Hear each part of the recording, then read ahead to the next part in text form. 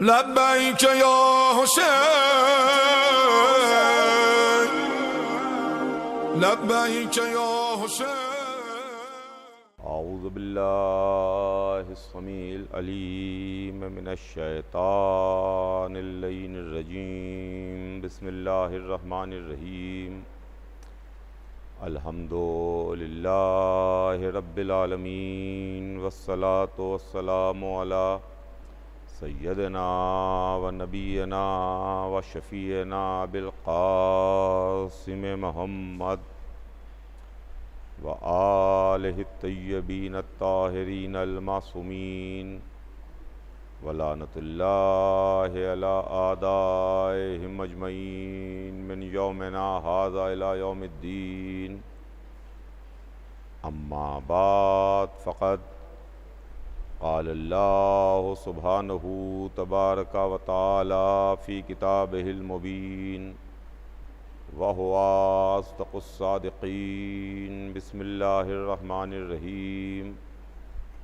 انما یرید اللہ لیذھب عنکم الرجس اہل البیت ویطہرکم تطہیرا۔ کائنات کا خالق و مالک، کائنات کو خلق کرنے والا پروردگار اپنی عظیم کتاب قرآن مجید میں ارشاد فرماتا ہے کہ یقیناً اللہ نے یہ ارادہ کر لیا اہل بیت کہ آپ سے ہر طرح کے رجس کو دور رکھے، تمام طرح کی برائیوں کو دور رکھے اور آپ کو پاک رکھے اس طرح سے کہ جو پاک رکھنے کا حق ہے۔ عزیزان گرامی، یہ آیہ مبارکہ جو آیہ تطہیر کے نام سے مشہور ہے اور آیہ تطہیر کے نام سے جانی اور پہچانی جاتی ہے، جس آیہ مبارکہ میں خالق کلام اہل بیت کی طہارت کا ذکر کر رہا ہے کہ اہل بیت طاہر ہیں اور اہل بیت پاک ہیں۔ بے شک طہارت اور پاکیزگی اسلام اس کو اچھی نظر سے دیکھتا ہے، اسلام اچھی نگاہ سے طہارت کو دیکھتا ہے اور پاکیزگی کو دیکھتا ہے۔ اسلام نے، مذہب نے، ہمارے دین نے ہم کو پاک اور طاہر رہنے کا حکم دیا کہ تم پاک رہو، طاہر رہو، نجاستوں سے دور رہو، برائیاں تم سے دور رہیں، تم برائیوں کے قریب نہ جاؤ۔ یہ تمام باتیں جو طہارت کے سلسلے میں ہیں وہ ہم سے تعلق رکھتی ہیں۔ ہم کو طاہر رہنا ہے، ہم کو پاک رہنا ہے، ہم کو برائیوں سے دور رہنا ہے، ہم کو گندگیوں سے دور رہنا ہے، ہم کو نجاستوں سے دور رہنا ہے، ہم کو برائیوں سے دور رہنا ہے، ہم کو رجس سے دور رہنا ہے، یعنی ہم ان سے دوری بنائے رہیں، ہم ان سے دور رہیں۔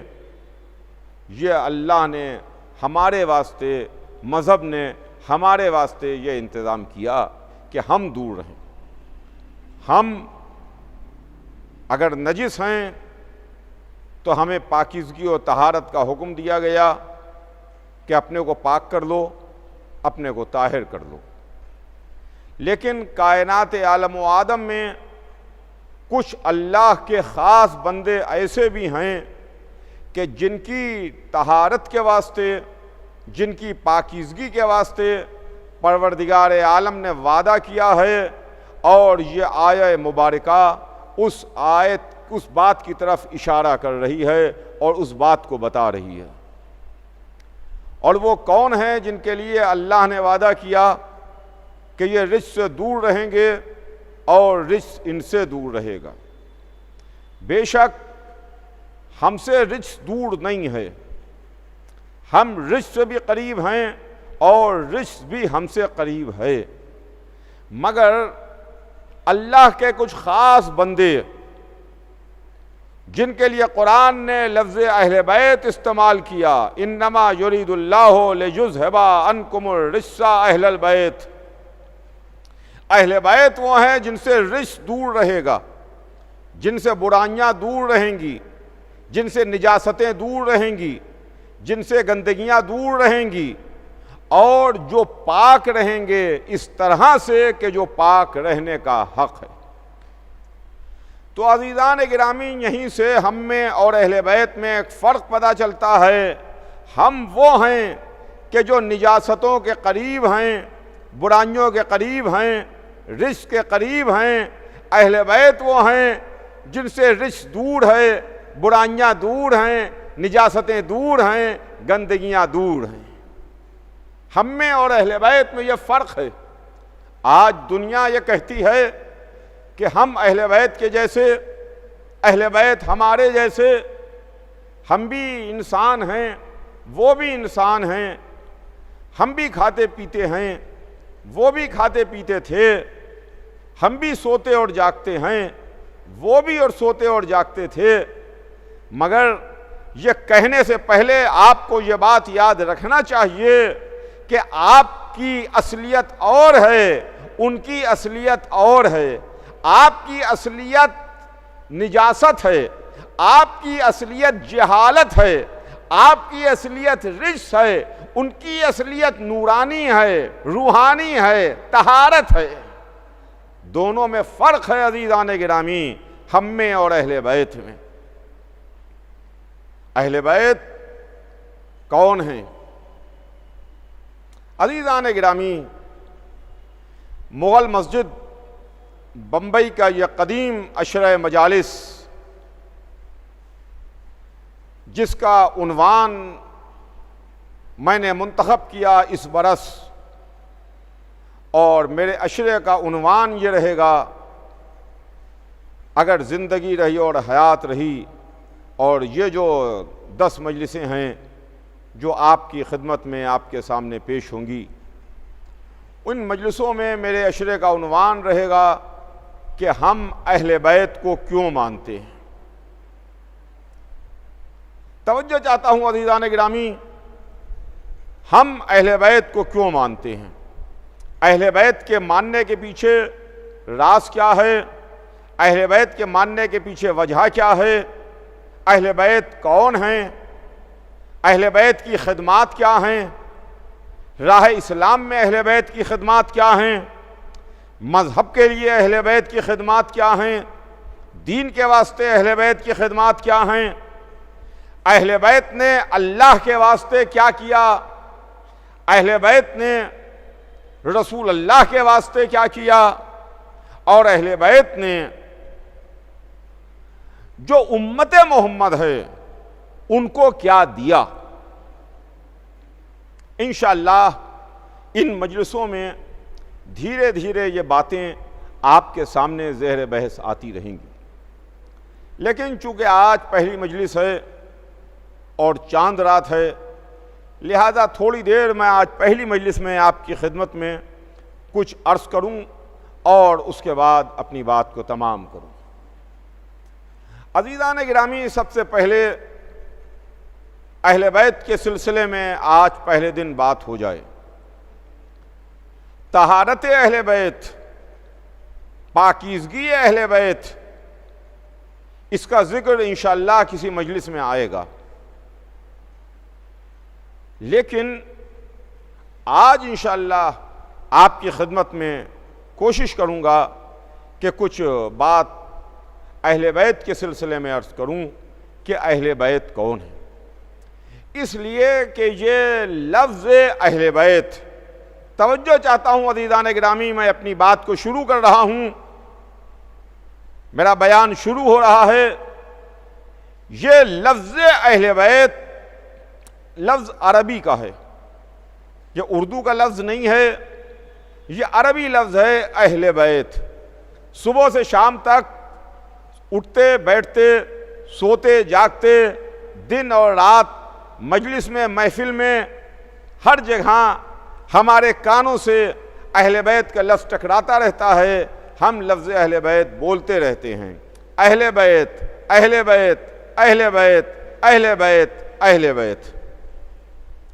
चूंकि जब से हमने होश संभाला और जब से हमारी फिक्र ने बेदारी इख्तियार की, तब से हमारे जहन में ये लफ्ज़ आ रहा है, टकरा रहा है। चूंकि इतना ज़्यादा सुबह से शाम तक इस लफ्ज़ को हम सुनते रहते हैं, अहले बैत, अहले बैत, अहले बैत, कि हमारे जहन में इसका ट्रांसलेशन नहीं आता कि अहले बैत कौन हैं, अहले बैत से मुराद क्या है और अहले बैत के माने क्या हैं, मीनिंग क्या हैं अहले बैत के। तो सबसे पहले मैं आपकी खिदमत में अहले बैत के माने पेश करूं, उसके बाद बात आगे बढ़ेगी। लफ्ज़ अरबी का है। जब मैंने अहले बैत के माने डिक्शनरी में देखे तो मुझे नज़र आया कि अहल कहते हैं वालों को और बैत कहते हैं घर को। अहले बैत यानी घर वाले, अहले बैत का मतलब घर वाले। तो अहले बैत को जब हमने उर्दू में ट्रांसलेट किया तो उर्दू में अहले बैत का ट्रांसलेशन हमारे सामने आया कि घर वाले। तो चूंकि हमारी ज़बान अरबी नहीं है, उर्दू ज़बान है, और उर्दू में हमको पता चला कि घर वालों को अहले बैत कहते हैं, तो फ़ौरन हमारे जहन ने एक दूसरा सवाल पैदा किया। हमारे जहन में एक दूसरा सवाल आया और वो सवाल ये था कि घर वाले तो किसके घर वाले, किसके घर वाले, कौन है जिसके घर वालों का हुक्म दिया गया। तो मैंने तारीख से पूछा, मैंने दरियाफ्त किया, सवाल किया कि तारीख तू बता कि अहले बैत घर वाले, किसके घर वालों का जिक्र हो रहा है। मेरे घर वाले, आपके घर वाले, किसी मौलाना के घर वाले, किसी जनाब के घर वाले, किसी प्रोफेसर के घर वाले, किसी शायर के घर वाले, किसके घर वालों का जिक्र है। तो तारीख ने कहा जरा ज़बान संभाल के बात करो। घर वाले बेशक घर वाले हैं, जो भी घर है उसके रहने वालों को घर वाला कहा जाता है, मगर ये हमाशुमा, हम और आप, कोई जनाब, कोई मौलाना, कोई प्रोफेसर, कोई बहुत बड़े डॉक्टर, कोई बहुत बड़े हकीम, ये उनके घर वालों की बात नहीं है। ये जो कुरान ने लफ्ज़ अहले बैत इस्तेमाल किया, ये अहले बैत रसूल हैं। तवज्जो चाहूंगा अज़ीज़ान गिरामी, ये अहले बैत रसूल हैं। अच्छा, ये अहले बैत रसूल हैं। उनका हाँ, ये हमाशुमा की बात नहीं है, रसूल के घर वाले, रसूल के घर वाले। और एक बैत और भी है अजीजों, एक लतीफ बात है, एक बैत और भी है, और वो बैत वो है कि जिस बैत के लिए खालिक ने कहा कि बैती, मेरा घर, मेरा घर, अल्लाह ने उसको अपना घर कहा, यानी खाने काबा। इन्ना अव्वला बैती वुज़िअ लिन्नास, सबसे पहला घर जो इंसानों के वास्ते बनाया गया, इंसानों की हिदायत के वास्ते बनाया गया। तो एक घर और भी है, वो घर अल्लाह का घर है, इसलिए कि रसूल से बड़ी जो जात है वो अल्लाह की जात गिरामी है। रसूल से बुलंद जात अल्लाह की है, जो कायनात का खालिक भी है, कायनात का मालिक भी है। जब हमने अल्लाह के घर की जानिब देखा तो अल्लाह के घर में हमको एक ही नजर आया, जो अल्लाह के घर में पैदा हुआ, जिसकी विलादत अल्लाह के घर में हुई। तो आप चाहे काबे से निस्बत देके अहले बैत को समझ लीजिए, चाहे रसूल के घर से निस्बत देके अहले बैत को समझ लीजिए। तवज्जो चाहूंगा अज़ीज़ान गिरामी, अहले बैत, जब अहले बैत की बात आई और किसी बड़े घर की बात आती है तो बहुत से छोटे छोटे लोग अपना रिश्ता जोड़ने की कोशिश करते हैं, अपने ताल्लुकात बताने की कोशिश करते हैं और इस बात की कोशिश करते हैं कि हाँ हमारे ये फलां रिश्तेदार हैं, इनसे हमारा ये ताल्लुक़ है, उनसे हमारा ये ताल्लुक़ है। तो जब छोटे छोटे ओहदों के अंदर लोग दौड़ते हैं रिश्तेदारियां बताने के लिए और समझाने के वास्ते और अपनी रिश्तेदारियां ले जा करके स्टिकर की तरीके से चिपकाने लगते हैं, तो जो कायनात आलम व आदम में सबसे बड़ा है अल्लाह के बाद, क्या उससे लोग रिश्तेदारियां ना बताएंगे, उससे रिश्तेदारियां नहीं जोड़ेंगे? ये नहीं कहेंगे कि मेरी भी रिश्तेदारी है रसूल से, मेरी भी कराबतदारी है रसूल से? बेशक रिश्तेदारी होगी, कराबतदारी होगी, मैं इसका इनकार नहीं करता। रिश्तेदार तो हो सकते हैं, कराबतदार तो हो सकते हैं, मगर अहले बैत में नहीं हो सकते, अहले बैत में नहीं हो सकते। इसलिए कि जिसका घर है हम उसी से कहें कि आप ही बताइए कि कौन आपके अहले बैत में है, आपके अपनों में है और कौन नहीं है। हमने रसूल से हाथ जोड़ के अर्ज की, या रसूल अल्लाह, आप फरमाइए, आप बताइए कि कौन आपके अपनों में शामिल है, कौन आपके घर वालों में शामिल है और कौन आपके घर वालों में शामिल नहीं है। तो रसूल ने जवाब दिया कि सुनो, मैं एक बार नहीं 2 बार बताऊंगा, एक बार घर के अंदर बताऊंगा, दूसरी बार घर के बाहर बताऊंगा कि मेरे अहले बैत में कौन है। चुनांचे तारीख बताती है कि एक दिन हुजूर सरवर कायनात तशरीफ लाए अपनी बेटी के घर और बेटी से कहा कि मैं कुछ ज़ौफ़ महसूस कर रहा हूं। जनाब फातिमा ज़हरा ने अपनी चादर बाप को दी, इसलिए कि बाप ने चादर मांगी थी कि बेटी मुझे चादर दे दो, मैं कुछ ज़ौफ़ महसूस कर रहा हूं। बेटी ने चादर दी, बाप चादर ओढ़ के लेट गए। मुझे पूरा वाक़या आपकी खिदमत में नहीं अर्ज करना है, आपको मालूम है वाक़या हदीस किसा, और वाक़या किसा आप जानते हैं। रसूल चादर ओढ़ के लेट गए कि एक मर्तबा सिब्ते असगर इमाम हुसैन अलैहिस्सलाम तशरीफ लाए, तारीख कहती है। आए, मादर गिरामी को सलाम किया, कहा मादर गिरामी, मैं अपने नाना की खुशबू महसूस कर रहा हूं। माँ ने जवाब दिया कि आपके नाना चादर ओढ़े हुजरे में लेटे हुए हैं। नवासा नाना के करीब पहुंचा, नाना को सलाम किया, नाना से इजाज़त मांगी, नाना आपकी इजाज़त है कि मैं चादर में आ जाऊं? रसूल ने इजाज़त दी, कहा आओ मेरे लाल चादर में आ जाओ। हुसैन चादर के अंदर आ गए। इमाम हसन अलैहिस्सलाम तशरीफ़ लाए, माँ को सलाम किया, फरमाया मादर गिरामी, मैं अपने नाना की खुशबू महसूस कर रहा हूँ।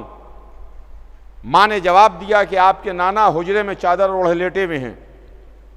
इमाम हसन अलैहिस्सलाम हुजरे के करीब चादर के करीब पहुँचे, नाना को सलाम किया, नाना से इजाज़त ली, नाना आपकी इजाज़त है कि मैं चादर में आ जाऊं? नाना ने इजाज़त दी, आओ मेरे लाल चादर में आ जाओ। हुसैन चादर में दाखिल हो गए। अब तारीख लिखती है कि भाई और दामाद अली इब्न अबी तालिब अलैहिस्सलाम बैतुल शरफ में दाखिल हुए। शहजादी जनाब फातिमा ज़हरा को सलाम किया कि बिन्ते रसूल, मैं अपने भाई की खुशबू महसूस कर रहा हूं। बीबी ने जवाब दिया कि अबुल हसन, आपके भाई चादर ओढ़े हुजरे में लेटे हुए हैं। मौला अली करीब पहुंचे, अपने भाई को सलाम किया, भाई से इजाज़त मांगी कि या रसूलल्लाह, आपकी इजाज़त है कि मैं चादर में आ जाऊं? रसूल ने इजाज़त दी कि आओ अली, चादर में दाखिल हो जाओ, आ जाओ। लीजिए, अली भी चादर में दाखिल हो गए। अब इसके बाद वो बीबी जिनसे चादर लेके रसूल ओढ़ के बैठे थे, लेटे थे, वो बीबी तशरीफ लाती हैं। शहजादी जनाब फातिमा ज़हरा तशरीफ लाईं। बाबा जान, आपकी इजाज़त है कि मैं चादर में आ जाऊं? रसूल ने इजाज़त दी कि बेटी, इजाज़त है, तुम चादर में आ जाओ। लीजिए, फातिमा ज़हरा भी चादर में आ गईं। एक मिनट ठहरिए यहां पर और ठहर के गौर कीजिए और सोचिए कि इमाम हसन अलैहिस्सलाम तशरीफ लाए। उन्होंने आके अपने नाना से इजाज़त मांगी कि नाना, मैं चादर में आ जाऊं, आपकी इजाज़त है? इमाम हुसैन तशरीफ लाए, उन्होंने आके सलाम किया, इजाज़त मांगी कि नाना, आपकी इजाज़त है कि मैं चादर में आ जाऊं? रसूल ने इजाज़त दी तो चादर में आए। मौला कायनात ने आके सलाम किया, इजाज़त ली कि ए इब्ने आम, आपकी इजाज़त है कि मैं आ जाऊं? उन्होंने कहा कि हाँ, आ जाओ, चादर में आ जाओ। बेटी जिसके दरवाजे पर आके खुद रसूल इजाज़त लेता था, वो रसूल से इजाज़त लेकर के चादर में दाखिल हो गई। अब चादर में पंजतन हैं, मगर मैं अपना मजहब बदल दूं अज़ीज़ान गिरामी। अगर आप हमें इसके अलावा कोई वाक़या दिखाइए कि हसन ने इजाज़त ली हो, उसके बाद अपने नाना के पास आए हो, हुसैन ने इजाज़त ली हो, उसके बाद अपने नाना के पास आए हों। हमें तो ये मिलता है कि मस्जिद में रसूल नमाज पढ़ा रहे हैं, रसूल सजदे में हैं, हुसैन चलते हुए आए, आके अपने नाना की पुश्त पर बैठ गए। नाना से इजाज़त नहीं ली, इजाज़त लेकर के नहीं आए, पुश्त पर बैठ गए। और जिब्राइल ने भी आगे हुसैन को पुश्त से नहीं उतारा, रसूल से कह दिया कि अल्लाह कहलवा रहा है कि उस वक्त तक सजदे से सर ना उठाइएगा जब तक हुसैन अपनी खुशी से ना उतर आए, जब तक हुसैन अपनी मर्जी से ना उतर आए। तो अज़ीज़ान गिरामी, ये पंजतन है, चादर में पंजतन आए। कौन है? रसूल हैं, अली हैं, फातिमा ज़हरा हैं, इमाम हसन अलैहिस्सलाम हैं और इमाम हुसैन अलैहिस्सलाम हैं। तारीख़ लिखती है कि एक बीवी भी चादर का कोना उलट के पूछती हैं, चादर के करीब आके सवाल करती हैं कि अल्लाह के रसूल, आपकी इजाज़त है कि मैं चादर में आ जाऊं? आपकी इजाज़त है कि मैं चादर में दाखिल हो जाऊं? तो रसूल ने मना कर दिया, उम्मे सलेमा, तुम खैर पर हो मगर चादर में ना आओ। चादर में आने की इजाज़त नहीं दिलवाई, खैर पर होने का सर्टिफिकेट तो रसूल ने दे दिया, मगर यह नहीं कहा कि तुम चादर में आओ। बीबी हैं, ज़ौजा हैं, अहले बैत की चाहने वाली हैं, हसन हुसैन और जनाब फातिमा और मौला अली पर अपनी जान निछावर करती हैं, मगर इनको भी रसूलुल्लाह ने चादर के अंदर आने से मना कर दिया, चादर के बाहर रोक दिया। और अल्लाह की सरकार में दुआ के लिए हाथ बुलंद किए, फरमाया पालने वाले गवाह रहना, ये मेरे अहले बैत हैं। अल्लाहुम्मा हाउलाए अहले बैती, पालने वाले गवाह रहना, यही मेरे अहले बैत हैं। तो चलिए, रसूल ने अल्लाह को गवाह करके बता दिया कि मेरे अहले बैत में कौन कौन है। यानी अहले बैत में खुद रसूल हैं, अली हैं, फातिमा हैं, हसन हैं, हुसैन हैं। इसके अलावा अगर कोई आएगा तो रसूल बाहर रोक देंगे।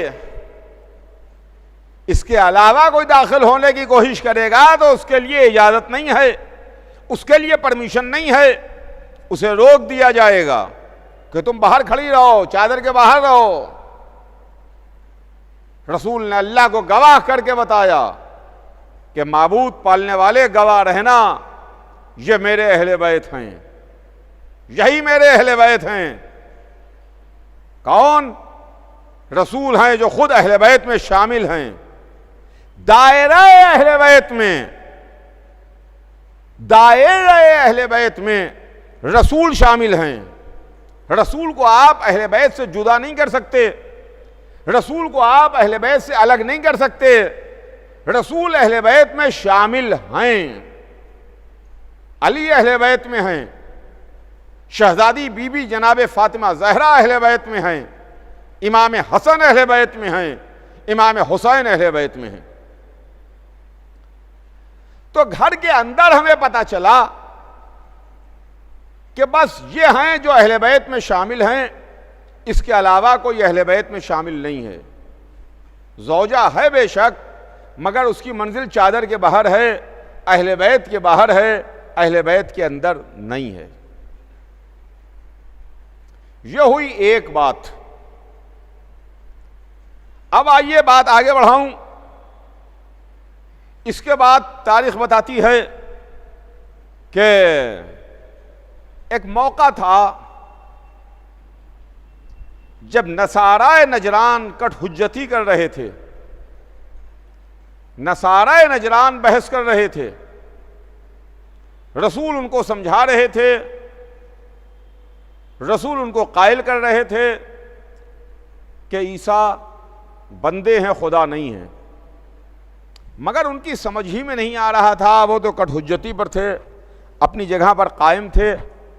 रसूल समझा रहे हैं, उनकी बात मानने पर तैयार नहीं है। आखिर में फैसला यह हुआ कि कुरान की आयत आई और अल्लाह ने यह कह दिया कि आप इनसे कह दीजिए कि तुम अपने बेटों को लेके आओ, हम अपने बेटों को लाएं।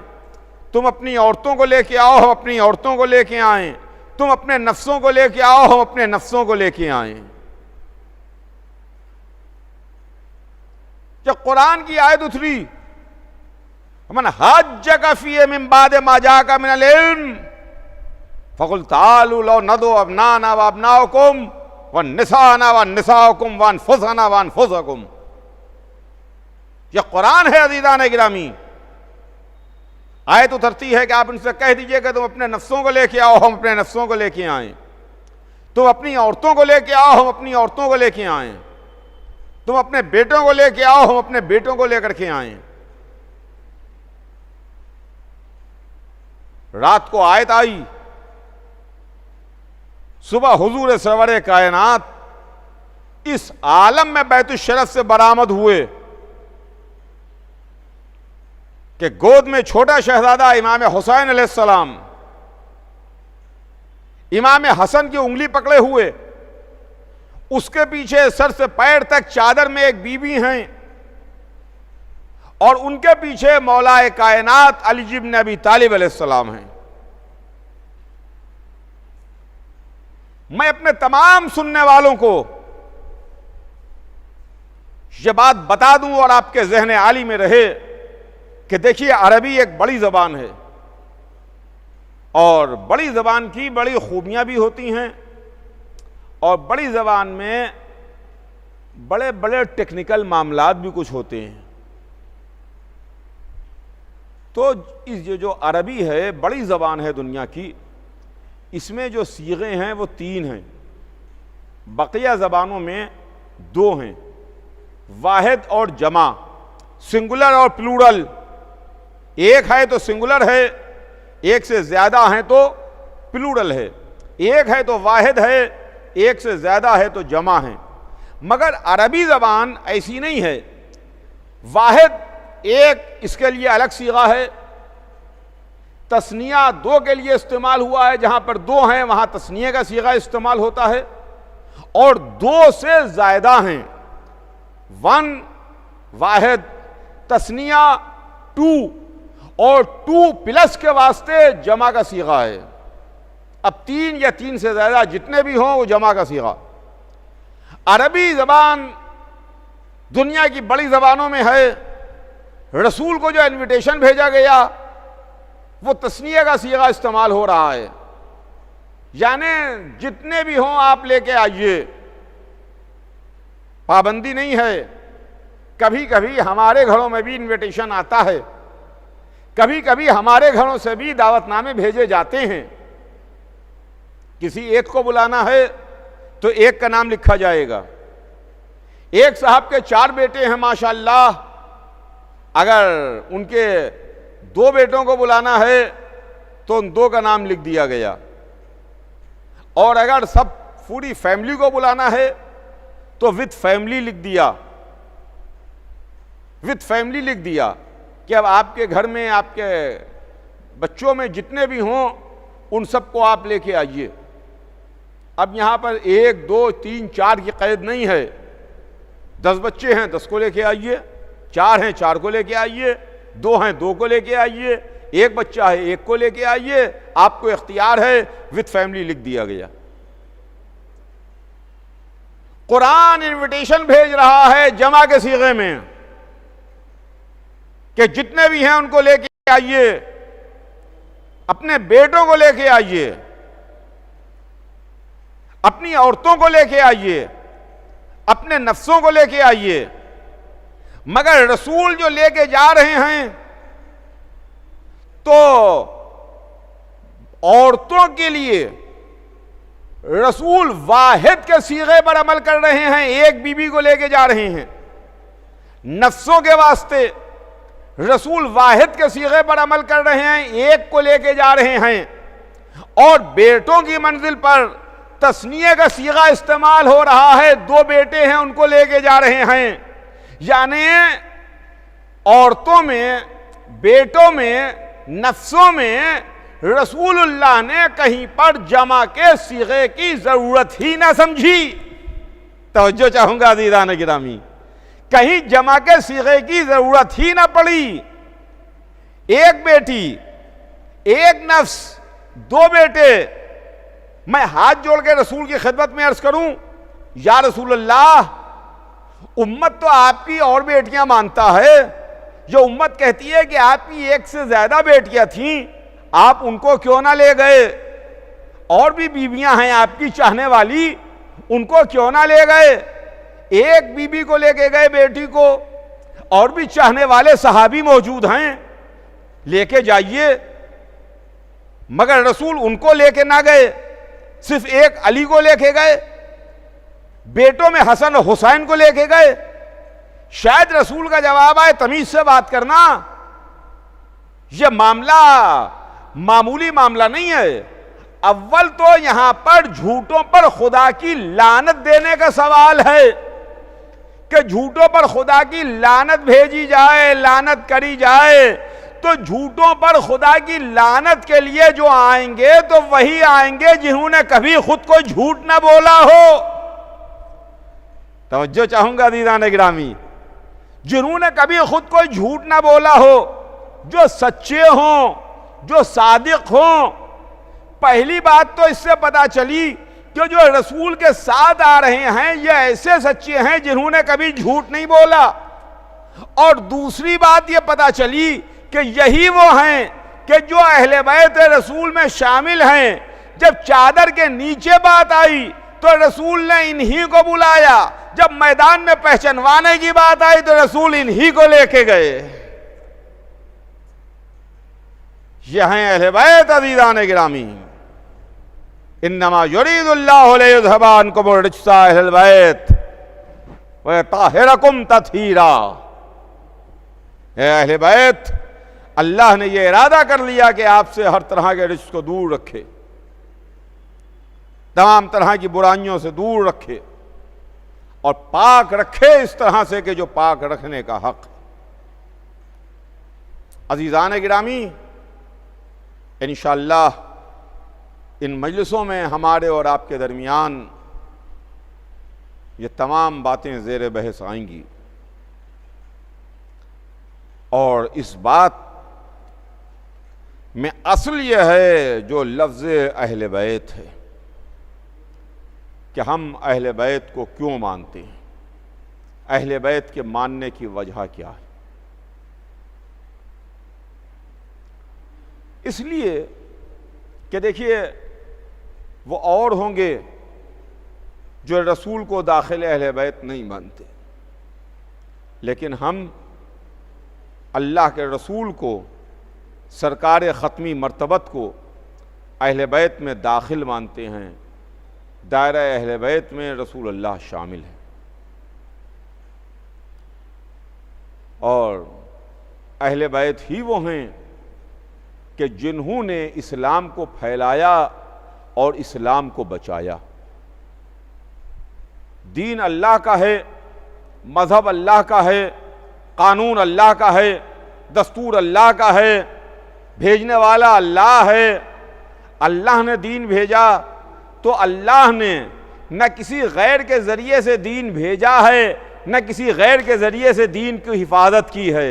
अल्लाह ने भेजने के वास्ते भी अपने ही यहाँ से मुंतखब करके लोगों को भेजा जो अल्लाह का दीन लेके आए, और दीन की हिफाजत के लिए भी दुनिया वालों की ज़रूरत नहीं पड़ी, उधर से भेजा जिन्होंने आके अल्लाह के दीन की हिफाजत की है।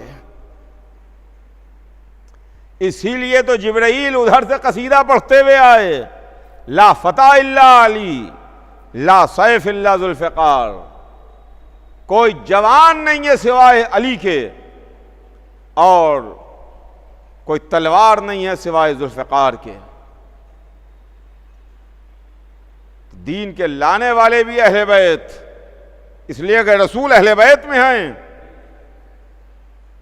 मेरे इस जुमले से आप गलत मतलब ना निकालिएगा। दीन के लाने वाले रसूल हैं जो अहले बैत में हैं और दीन के बचाने वाले अहले बैत हैं।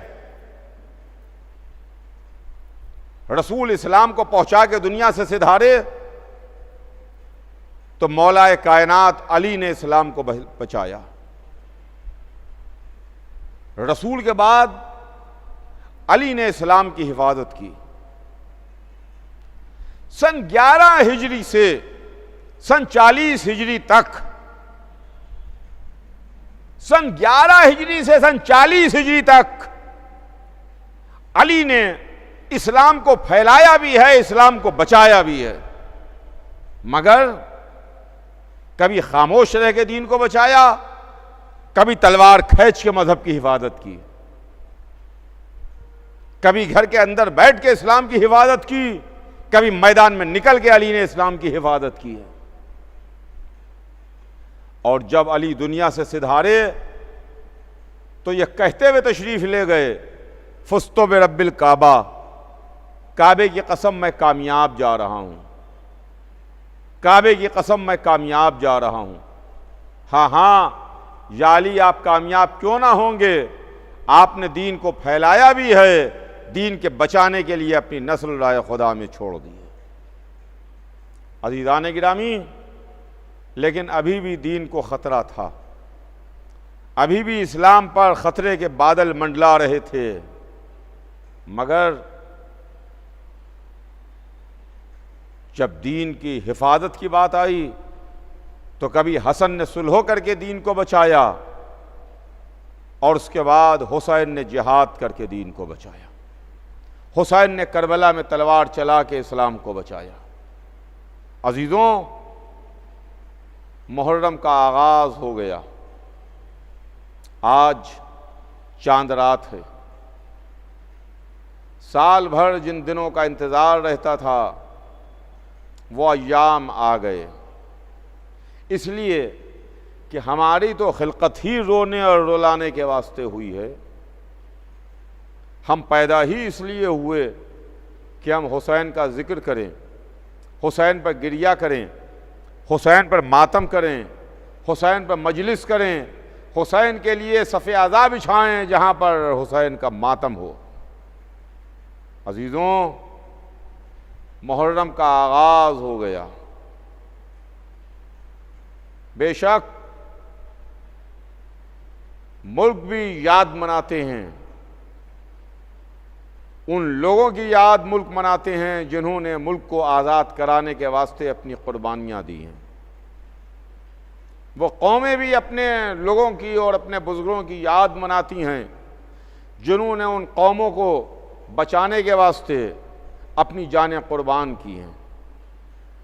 दुनिया का कोई भी मज़हब हो, कोई भी ज़बान हो, कोई भी फ़िरक़ा हो, कोई भी इलाक़ा हो, चाहे वो मुल्क हो, चाहे वो कौमें हों, चाहे वो मज़ाहिब हों, वो अपने अपने उन बुज़ुर्गों की याद मनाते हैं कि जिन्होंने मज़हब के लिए, मुल्क के लिए, इलाक़े के लिए, ज़बान के लिए, रंग व नस्ल के लिए अपनी क़ुरबानी दी है।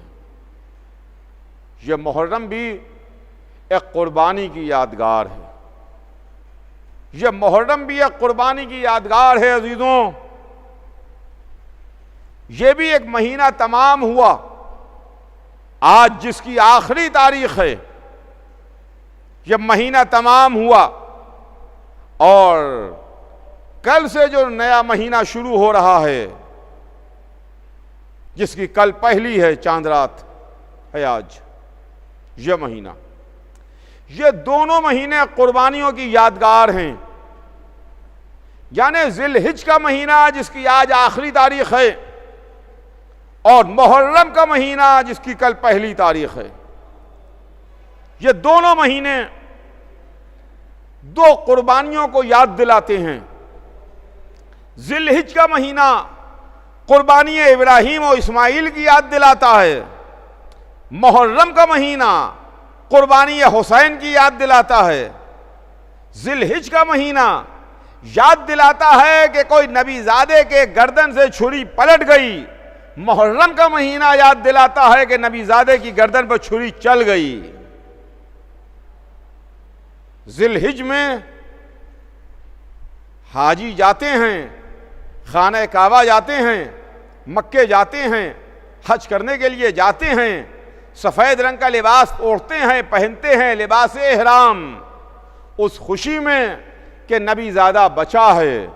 मुहर्रम में हम काले कपड़े पहनते हैं, मजलिस करते हैं, सियापोश होते हैं, फर्श अज़ा बिछाते हैं, आंखों से आंसू जारी होते हैं, इसलिए कि नबीज़ादा शहीद हुआ है। वो छोटे नबी इब्राहीम का बेटा था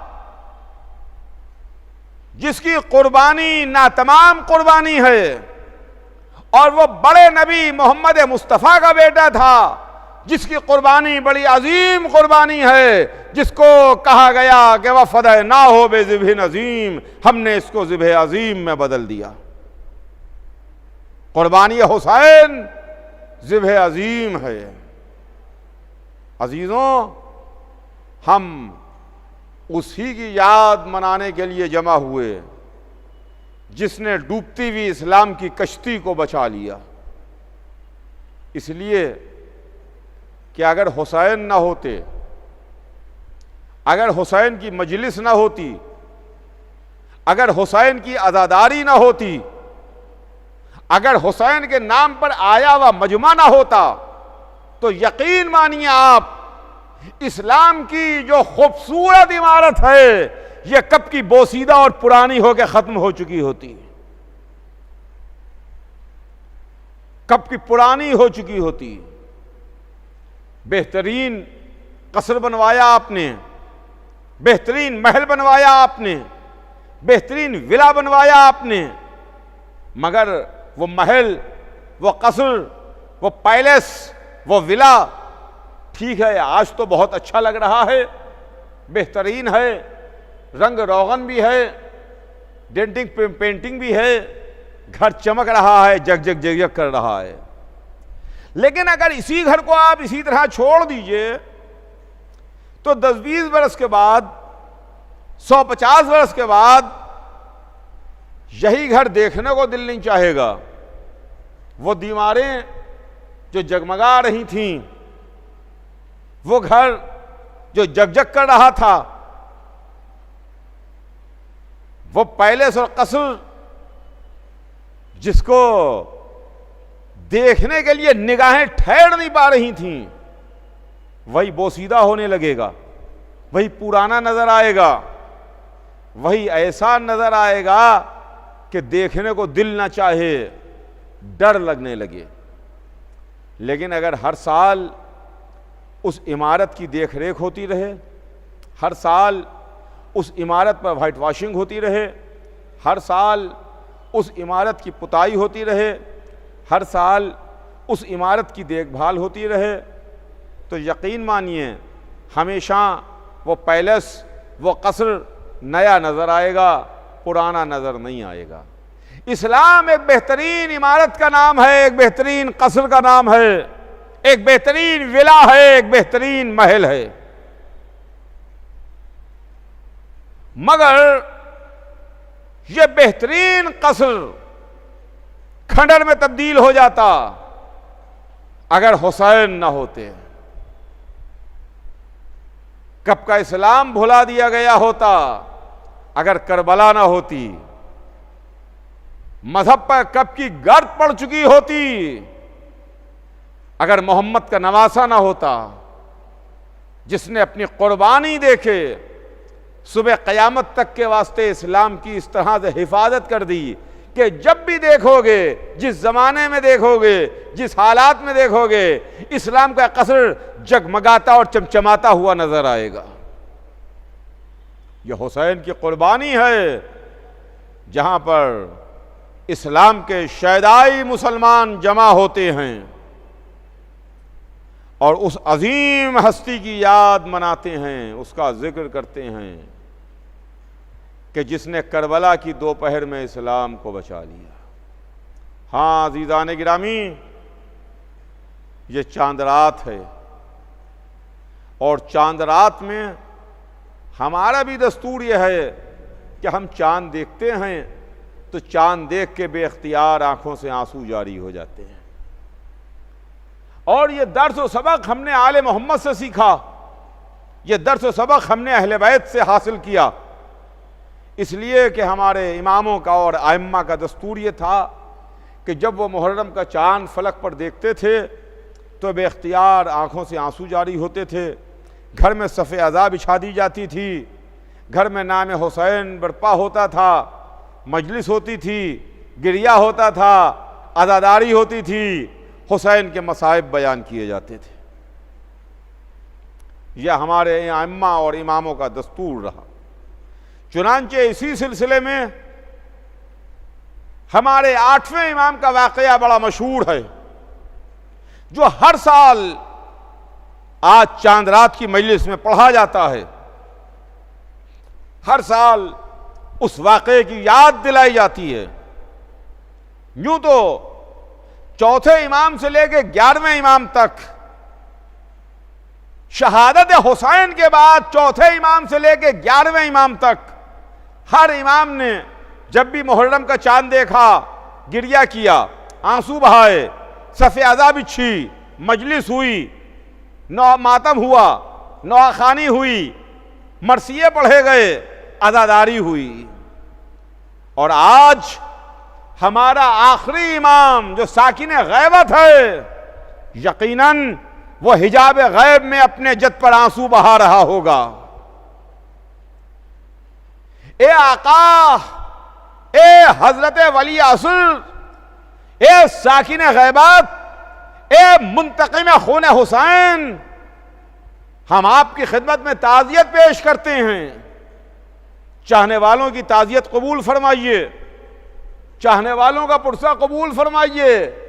आका, आपके जद का ज़माना आ गया, आपके जद के गम का ज़माना आ गया, हमारे घरों में सफ़े अज़ा बिछा दी गई। आका, अपने जद का पुरसा कबूल कीजिए, उस भरे घर का पुरसा कबूल कीजिए जो भरा घर करबला की एक दोपहर में लुट गया। हाँ अज़ीज़ान गिरामी, तारीख लिखती है कि हमारे 8वें इमाम, इमाम अली रज़ा अलैहिस्सलाम, इनकी खिदमत में जनाब देबिल हाजिर हुए। देबिल खुदाई हाथ जोड़ के बैठ गए, गिरिया करने लगे, आंसू बहाने लगे, इसलिए कि मुहर्रम का चांद फलक पर देख के आए थे।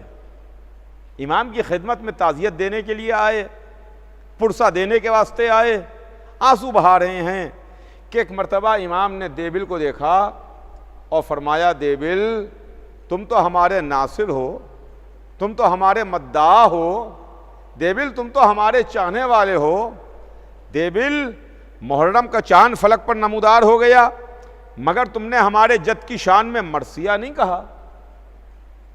तुमने हमारे जद की शान में मरसिया नहीं कहा।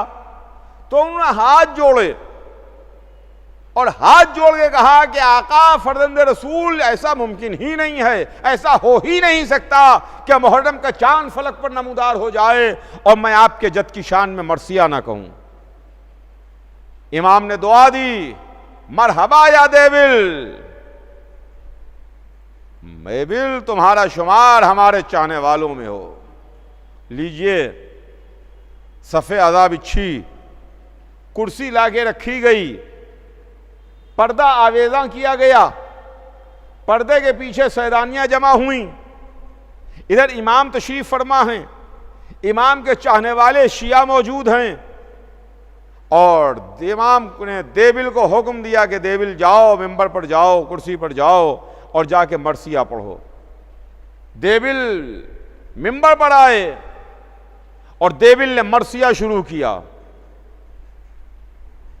देबिल का मरसिया तारीख के सीने में मौजूद है, जिसका दिल चाहे उठा के देख ले और पढ़ ले।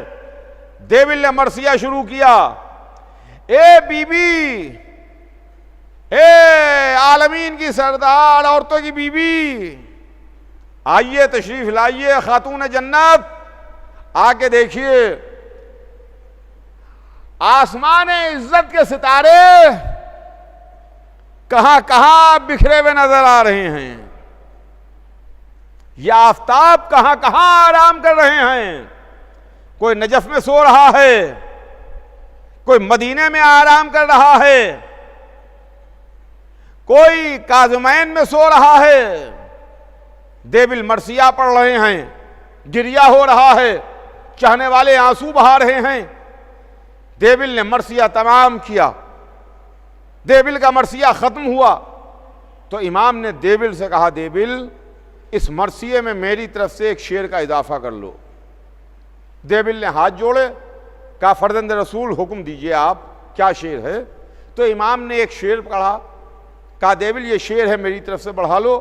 उस शेर का मतलब ये था कि कोई करबला में सो रहा है, कोई काज़मैन में आराम कर रहा है, कोई मदीने में सो रहा है, कोई नजफ में आराम कर रहा है और कोई इन सबसे दूर सरजमीन तूस पर आराम कर रहा है, सरजमीन तूस पर सो रहा है।